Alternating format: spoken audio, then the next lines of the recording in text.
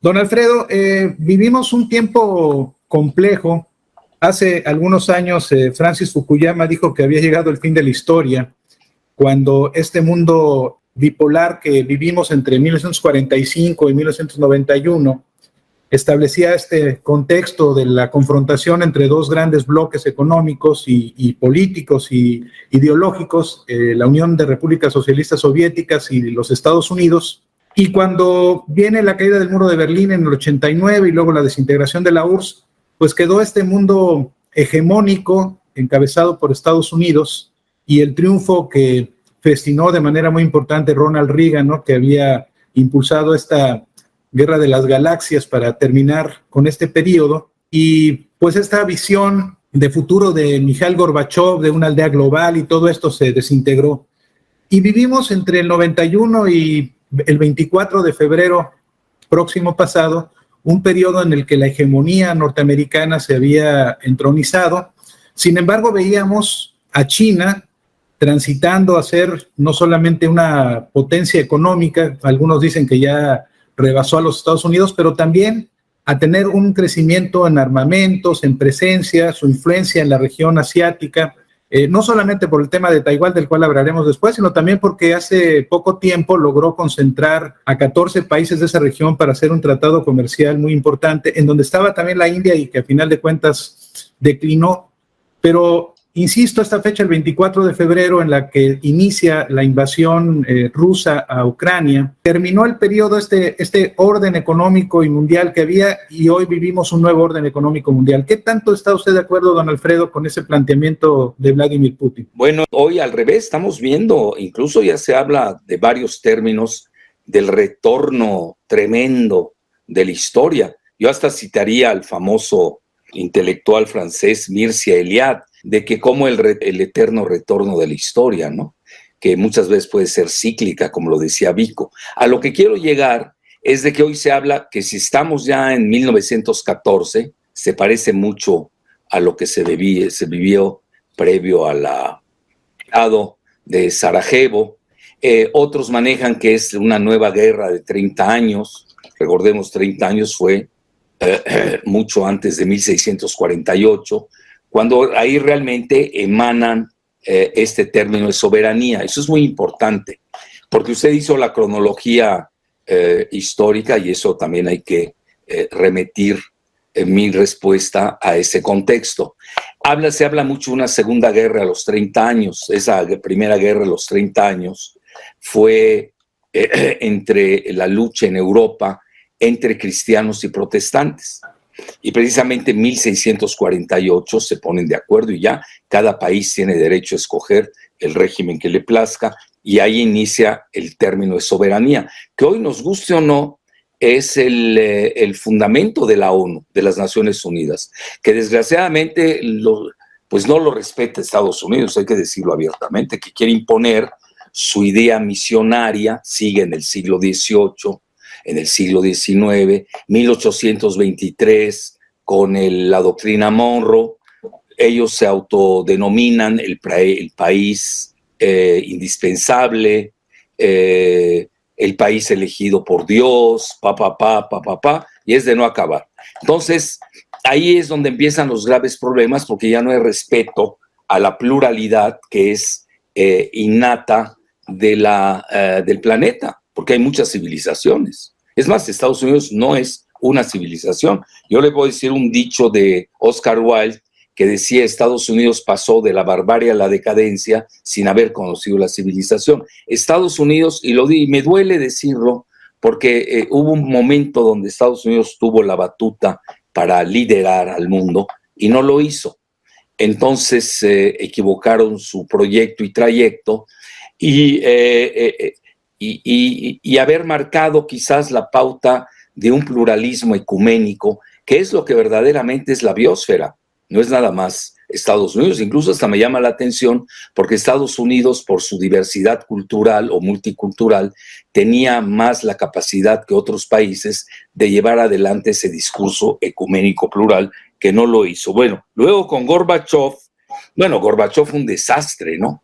Es decir, no solamente los estadounidenses tienen desastres, sumado con Yeltsin, pues fueron muy, muy cándidos, para decir una palabra muy suave, se sometieron totalmente a Estados Unidos, a grado tal que hasta dirigieron su economía. Y luego, pues es cuando llega el que llamamos el zar Vladimir Putin, precisamente a finales de 1999, principios del 2000, porque ya estaban destruyendo a la ex-URSS, que ya se había convertido en Rusia.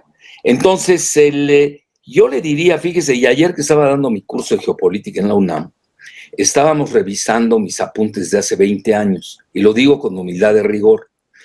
No, el 24 de febrero acentúa y agudiza las tendencias que ya venían.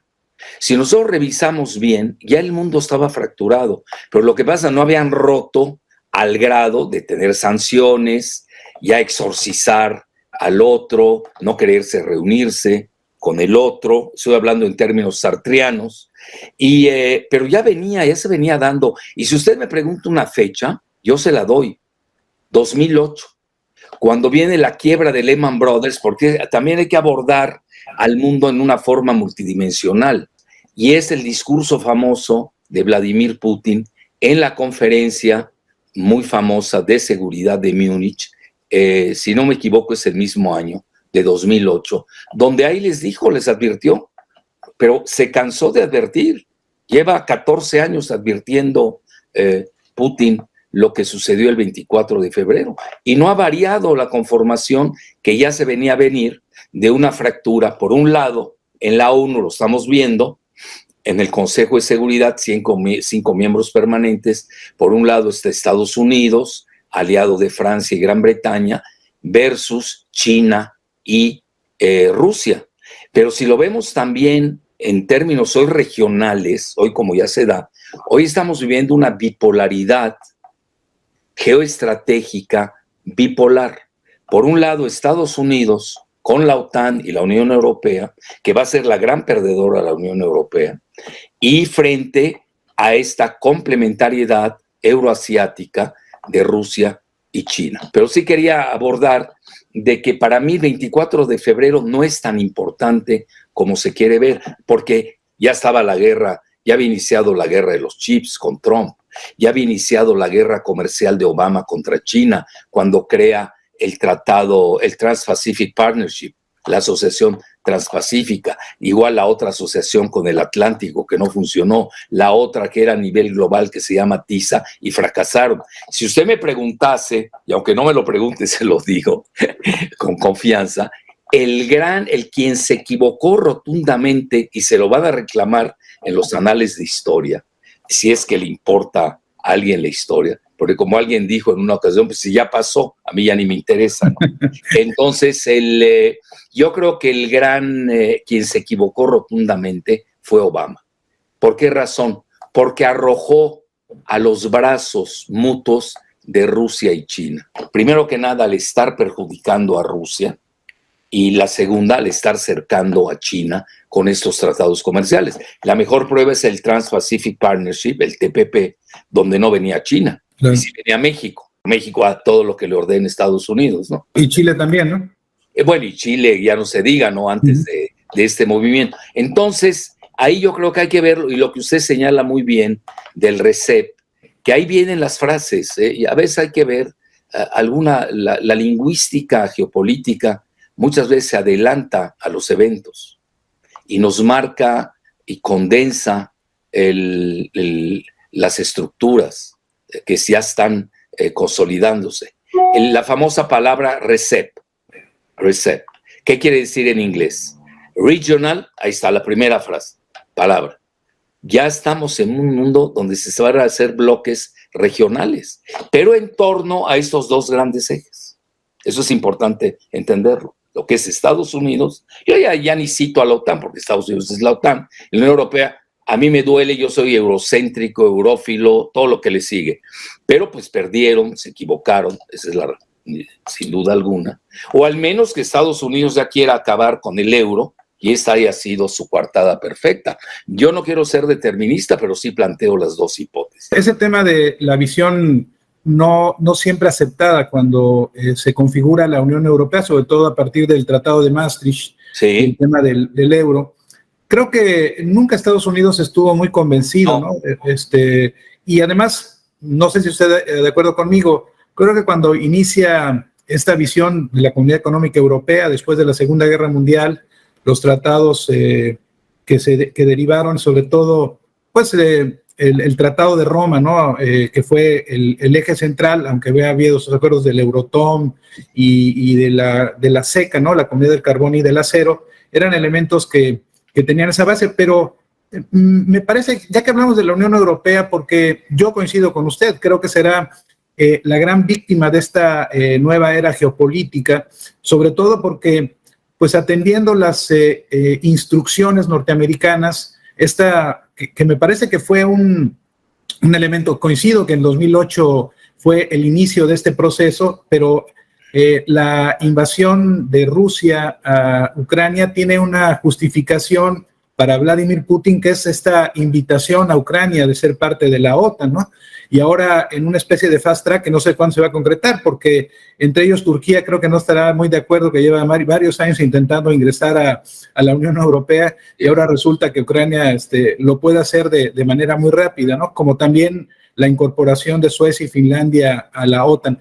Pero yo le preguntaría, este contexto de la geopolítica que usted maneja también desde hace mucho tiempo, y usted es un maestro universitario muy reconocido en ese sentido, se habla mucho cuando los que también, como tengo yo el placer de dar esta clase aquí en la universidad, nos referimos al periodo nazi, ¿no? Y se habla de que los nazis crearon este tema de la geopolítica, pero yo creo que la geopolítica empezó con las invasiones de los persas en esta península persa, de los romanos a Grecia y al resto de Europa. O sea, ¿por qué es importante hoy, don Alfredo, entender este tema de la geopolítica, estas confrontaciones, estos avances, estos espacios vitales, ¿no? Como señalaba en su documento Adolfo Hitler, ¿no? En el Mein Kampf. Bueno, lo que pasa es que la geopolítica siempre ha estado ahí, nunca dejó de existir.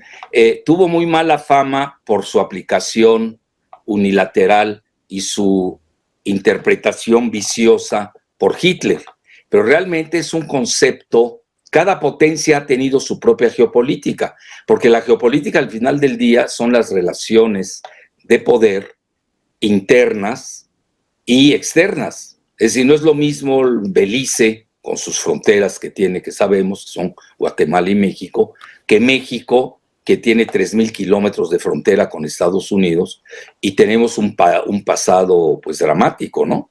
Donde le quitan a México la mitad del territorio. No estoy ahorita tratando de excavar cosas para amarrar navajas, nada más estoy dando el contexto. Pero yo diría que a nivel occidental, la geopolítica ya había iniciado, la habían manejado los suecos, Gjellen, lo había manejado Ratzel, mucho, y luego lo toman Haushofer, toda la escuela alemana, y le da ese viso de espacio vital, porque estaba muy de moda en el siglo XIX y XVIII, pues el darwinismo, y ya veían que la geografía es tan viviente como cualquier ser humano. Eso es fascinante. Nada más que ahí vienen las interpretaciones, ¿no? Y al final del día se desprenden varias, yo diría, a nivel más holístico, lo que se llama la geoestrategia, que ahí no caben muchos. Porque, por ejemplo, de los 193 países, que todos son muy respetables, sí, pero como decía Orwell, ¿no? En Animal Farm, Sí, la rebelión en la granja. En la granja. Pues entonces, realmente hoy la geoestrategia, la real, son 3 países. Son Estados Unidos, Rusia y China. Se habló en términos económicos de una triada del comercio internacional, Sí. Que cada uno de sus vértices tenía Estados Unidos, era Japón en ese primer momento y luego lo desplazó. Ahora la trilateral, ya ve que manejaron mucho el término. Y la Unión Europea, encabezada de alguna manera por Alemania. Alemania, Japón y Estados Unidos. Sí. Porque no tenían a nadie enfrente. Pero a partir de que, bueno, algo pasó que no se sabe a nivel secreto. Nosotros tenemos el libro de Kissinger, On China. Sí. Que es el primero que visita y luego lo sigue Nixon en 1972, precisamente para desprender a China de su alianza con la URSS. Realmente ahí es donde gana Estados Unidos la Guerra Fría, que la estaba perdiendo en Vietnam. Eso es importante. Pues el mismo año en el que reanuda relaciones con China es la firma del Tratado de París aceptando la derrota en Vietnam, ¿no? Bueno, ahí está, 1979 con Brzezinski y Jimmy Carter, donde ya aceptan el One China Policy, la política de una sola China. Pero haciendo el paréntesis, no perdamos de vista que la visión occidental hoy preponderante, y ahorita para regresar a lo que usted está planteando, son las teorías de Halford Mackinder. No tienen muchos pensadores tampoco en Occidente, no hay que exagerar. Fukuyama no es un pensador, es un propagandista. Por ejemplo, a mí me puede gustar o disgustar Sir Halford Mackinder, pero la realidad es que pesa mucho en los anales, en la trayectoria. Todavía hasta hoy se están aplicando los preceptos de Mackinder, que fue un geógrafo británico, que es el que funda la London School of Economics, es el que realmente crea la OTAN, porque él dice, lo peor que puede suceder es que se alíen Rusia y Alemania. Ahora, por ejemplo, como consecuencia de la guerra de Ucrania, lo consiguió Estados Unidos, nos guste o no. ¿Y a qué se debe el Nord Stream 2? ¿Ya lo vio? Pues ya eso lo rompieron. Es decir, ya se vuelve Alemania dependiente de lo que sea de energía, en Occidente. Con el profundo dolor de Schröder, el ex... Sí, Gerhard Schröder. Sí. Que él maneja Gazprom, él era el director, ¿no? Bueno, entonces, pero luego hay otros pensadores, por ejemplo, también está hoy de moda, está redivivo, está Mahan, sí, el almirante Alfred Thayer Mahan, tiene un libro de 1900, vea qué fecha, 1900, donde habla precisamente de las potencias marítimas, que esos son Gran Bretaña y Estados Unidos, que aparentemente no lo son ni China ni Rusia, que son potencias continentales. Pero no conocemos el número de submarinos. Al menos yo no he hecho el conteo, ¿no? A nivel de submarinos, sepa Dios abajo qué es lo que hay. Pero a lo que quiero llegar es de que luego se suma Speakman, que es un anglo-holandés, que es el que habla, y eso a ustedes les incide más que a nadie, como tabasqueños, la cuestión del Mar Caribe y el Golfo de México como el nuevo gran mar Mediterráneo para Estados Unidos, que todo el mundo lo sabe, es el soft belly, es el bajo vientre de Estados Unidos. Es decir, cuando le peguen a Estados Unidos, estoy haciendo escenarios, no estoy alentando a que le peguen, obviamente. No va a ser en el Pacífico, va a ser en el Golfo de México. Por eso la relevancia de Cuba, la crisis de los misiles en 1962, porque todos están concatenados. Entonces hoy estamos ante una situación donde siguen vigentes las teorías de Mackinder, nos guste o no, mezcladas de Mahan y de Speakman. Fíjense lo que son las cosas del lado estadounidense. Vea, del lado chino, pues sigue Sun Tzu, es el único que tenemos a la mano, del siglo VI antes de Cristo. Pero así que tengamos un tratado a nivel de literatura que nosotros podamos leer en español, ni en inglés, no la tenemos. Es una realidad. Y en Rusia, Putin tiene al famoso escritor Alexander Dugin, que sí habla de la geopolítica rusa. Está muy evidente esta confrontación que se está dando entre Estados Unidos, Rusia y China, pero yo quisiera hacer una analogía. Cuando la Primera Guerra Mundial, en 1914, gobernaba Estados Unidos Woodrow Wilson, este demócrata que había logrado ascender a la presidencia. Le costó trabajo poder participar en esa primera guerra porque tenía un congreso opositor y, bueno, dicen algunos que le ayudó mucho este telegrama Zimmerman, por cierto, ¿no? Que sí. Le mandaron los alemanes a Venustiano Carranza y la invitación a que se sumaran a las fuerzas germanas, la devolución de territorios perdidos en el siglo XIX e incluso recursos económicos, ¿no? Dado que Wilson no reconocía a Carranza por la confrontación con Victoriano Huerta, etc. Pero Wilson fue una figura fundamental, incluso partícipe con Keynes en la firma de los tratados de Versalles. Años después, en el contexto de la Segunda Guerra Mundial, tenían un presidente como Franklin Delano Roosevelt, ¿no? Que había iniciado su gestión en el 34, enfrentado la crisis del 29 con el New Deal y todos estos aspectos. Hoy, en este contexto que pareciera, ¿no?, podernos acercar a un conflicto bélico, no sé si la Tercera Guerra Mundial, me parece que Estados Unidos no está en el mejor momento con un presidente como Joe Biden, que confronta al interior de los Estados Unidos este conservadurismo y este radicalismo que impulsa Donald Trump.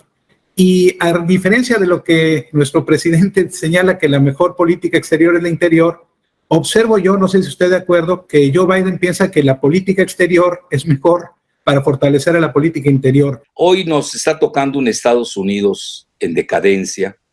No es el mismo Estados Unidos saliendo de la Segunda Guerra Mundial.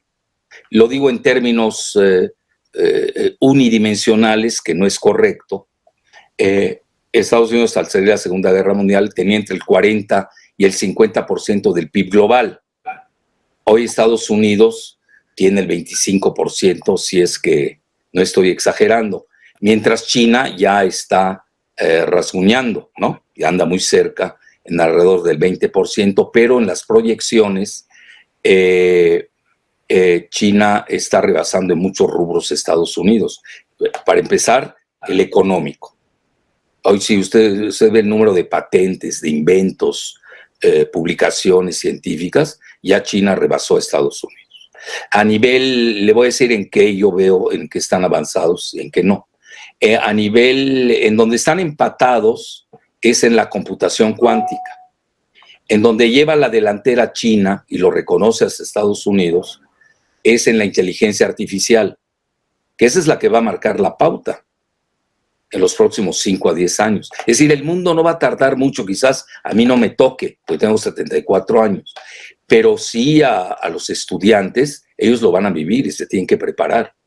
El mundo, y ahí es donde yo veo el gran defecto de Latinoamérica, que no estamos en la jugada tecnológica.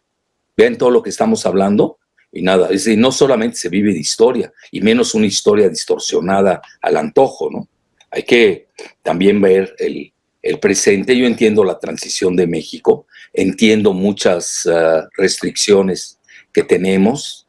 Recuerda usted la frase de Brzezinski, ¿no? No queremos un Japón en la frontera. Entonces somos maquiladores, nos han usado como tal, etcétera, pero Latinoamérica no está presente en esta conformación del nuevo orden mundial. Entonces hay otro rubro, los chips. Ahí China estaba siendo relegada por Taiwán, curiosamente, ¿no? Y hasta por Sudcorea. Y ahora han invertido 1.5 millones, trillones en anglosajón, para precisamente lanzarse a la odisea de los chips, que son fundamentales hasta para la inteligencia artificial. Por cierto, ahí Bernie Sanders, aliado estratégico de Biden. Bueno, a quien le roban la elección. Así es, votó en contra de esta decisión de Biden, diciendo que no se puede subsidiar a quienes han obtenido ganancias inmorales a lo largo de estos años, ¿no? Alguien lo puede creer. Bueno, además no es suficiente, son 52 mil millones de dólares, son peanuts, es nada, comparado a lo que va a invertir China, lo que está invirtiendo. Entonces, ¿y ahí qué pasa? Pues ya es socialismo Estados Unidos. Están subsidiando. A ver, ¿cuándo hubiéramos escuchado eso? Ni Andrés Manuel López Obrador ha hecho eso, ha llegado a esos grados de subsidio. Entonces, ese es otro rubro. El otro rubro donde lleva ventaja China es en la cuestión espacial. Muy calladitos, ya están en competencia por Marte con Estados Unidos. Rusia se salió, alguna razón tiene para haberse salido de la carrera espacial, que ahí está la próxima gran batalla, no solamente en lo micro, sino también en lo macro. Y luego está la cuestión de que es el único país que ha alunizado en la parte oscura de la luna, que se requiere de una gran técnica, que no lo han hecho ni Rusia ni China. Entonces, todas esas cosas hay que tomarlas en consideración. Y además yo sumaría una más, en donde si China no está en primer lugar, sí ya rebasó a Estados Unidos, que son en los misiles balísticos hipersónicos, que tienen una velocidad mayor al sonido, 5 veces más, se llama Mach 5. ¿Y esto qué significa? Que no son detectables. y pueden portar las armas que quisiera. Entonces, Rusia es la primera, le lleva una ventaja de 15 a 20 años a Estados Unidos, y China ya aventajó a Estados Unidos. Es más, me temo que hasta Norcorea en un descuido, porque han fracasado las pruebas de misiles hipersónicos de Estados Unidos, hasta Norcorea la puede alcanzar, a rebasar. Pero ¿cómo observa usted a América Latina? ¿Hacia dónde se va a mover? ¿Qué le conviene? ¿Este futuro que está marcado por China o un pasado que está marcado por los Estados Unidos? Bueno, yo ahí sí abordaría con el tema multidimensional. Es un tema que yo manejo mucho. Yo no soy muy dado a extrapolar la experiencia de un país para todo el planeta, cuando cada quien tiene su ritmo, tiene su personalidad, tiene su cronicidad propia, ¿no? Yo veo Latinoamérica, la veo muy balcanizada, muy balcanizada. No estoy viendo unión. Nuestro mismo concepto del TMEC, que antes era NAFTA, es un proyecto nada de latinoamericano. Claro. Es un proyecto de Norteamérica, que es un concepto itamita, pero voy más lejos, que además es la realidad nuestra. ¿Por qué razón? Porque tenemos más de 40 millones de migrantes en Estados Unidos, y de los 6 principales ingresos que tiene México, 5 son dependientes, tienen que ver con Estados Unidos. Entonces nosotros, aunque odiemos Estados Unidos, tenemos que tener excelentes relaciones con Estados Unidos. No es el caso de Brasil, que tienen lejos Estados Unidos, no tienen a 40 millones de mexicanos, etcétera, etcétera. Entonces yo me iría con más prudencia, con un ritmo más tranquilo, ver la situación de Estados Unidos que va a suceder. A nivel interno no andan bien, están en una protoguerra civil que va a permitir a Latinoamérica quizás moverse. Por ejemplo, lo vimos, usted lo sabe mejor que nadie, la semana pasada o antepasada, tuvo que salir el canciller a decir que México no va a entrar a los BRICS, porque hubo temor de que México ingresara a los BRICS. Bueno, en Estados Unidos también a veces no entienden, que no entienden, por una razón. Pues tenemos el tratado MEC. ¿Cómo nos salimos? Imposible.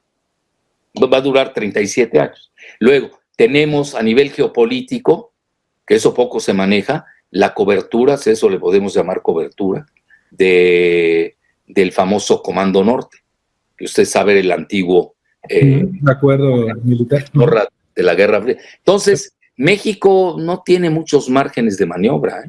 Yo creo que el margen de maniobra del presidente ahora es micro, muy a lo interior, pero sin romper con el exterior. Y en el exterior no veo margen de maniobra. Esto, lo de Cuba, lo de Nicaragua, lo de Venezuela, México hasta le servía en la época donde estábamos más clavados con Estados Unidos, le servía, usted lo sabe más que nadie también, éramos como el back channel, le servíamos muchas cosas a Estados Unidos para negociar, y nos deben muchos favores, por cierto.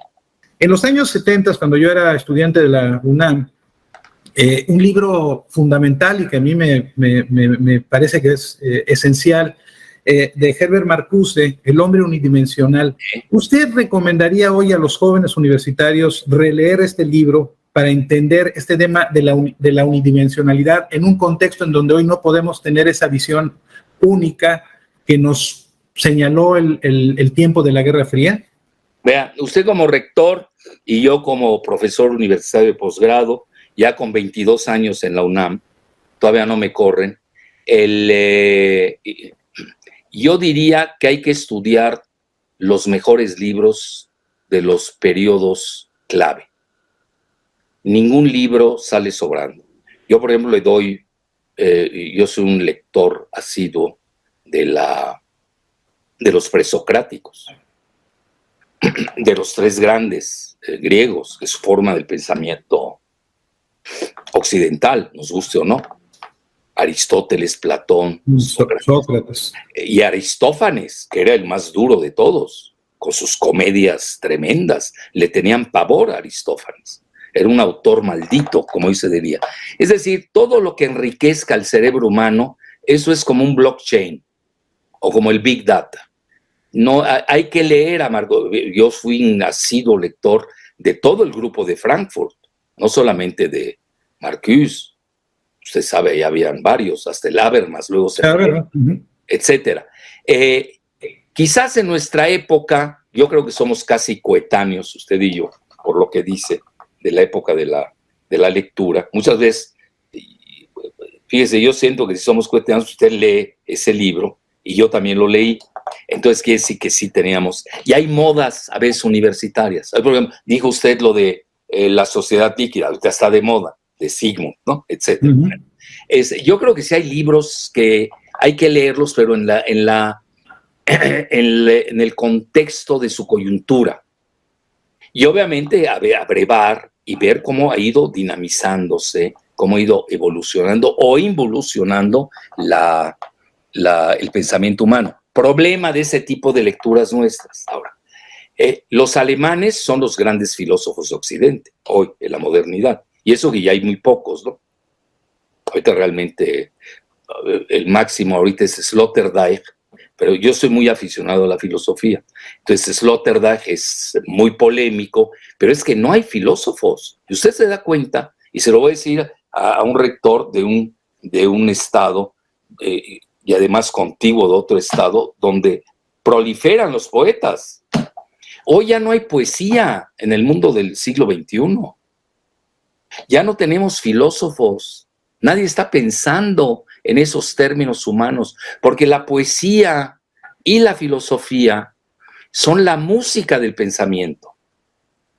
Es decir, se necesita esa música, claro, para atenuar ese salvajismo inherente que tenemos, que desde hoy lo vemos, está totalmente descontrolado. Acaba de escribir Kissinger, yo lo escribí ayer en la jornada, que ya Estados Unidos está al borde de la guerra contra Rusia y China. Estamos a un segundo, ya el boletín de los científicos estadounidenses, un segundo, antes eran 5 minutos y nos asustábamos. En cualquier momento se desata una guerra nuclear. Ahora, alguien me puede preguntar si estamos ya en la Tercera Guerra Mundial. Sí, hay que decirlo abiertamente, sí, pero es diferente a la Segunda y la Primera. Hoy esta guerra, y lo digo con humildad y rigor, yo aporté esa idea, que me la adoptaron los rusos, por cierto, lo dije antes de la intervención a Ucrania. Es la primera guerra híbrida mundial, porque tiene muchos componentes. Están las sanciones, están los chips, está la guerra de propaganda, que es muy importante, donde domina Estados Unidos. Entonces, por eso hoy, ¿qué se le recomienda hoy a los alumnos? Bueno, primero que nada, que entiendan la estructura del mundo. Vean, todo lo que le dije ahora, y no abordé el pensamiento persa, no abordé el pensamiento árabe, el pensamiento islámico, el pensamiento ruso, el pensamiento chino, el pensamiento de los indios. Es decir, hay grandes pensadores en la escala humana, y a nosotros nos toca vivir nuestra geografía y tenemos una geopolítica de la lectura. Bueno, don Alfredo, pues siendo respetuoso de su tiempo, pero con todo el dolor, y espero que pronto podamos tener otro diálogo y que lo tengamos aquí en la Universidad Olmeca para que nos deleite con su plática, su experiencia, su cultura. Y además con el cariño que yo le tengo a Tabasco y a los olmecas. Bueno, pues cuando venga usted acá y a esta universidad que también se llama Olmeca, nos dará mucho gusto tenerlo. Le mando un abrazo afectuoso. Gracias, lo mejor. La gratitud plena de todos nosotros. Encantado, lo mejor. Muchas gracias por estar con nosotros y hasta la próxima.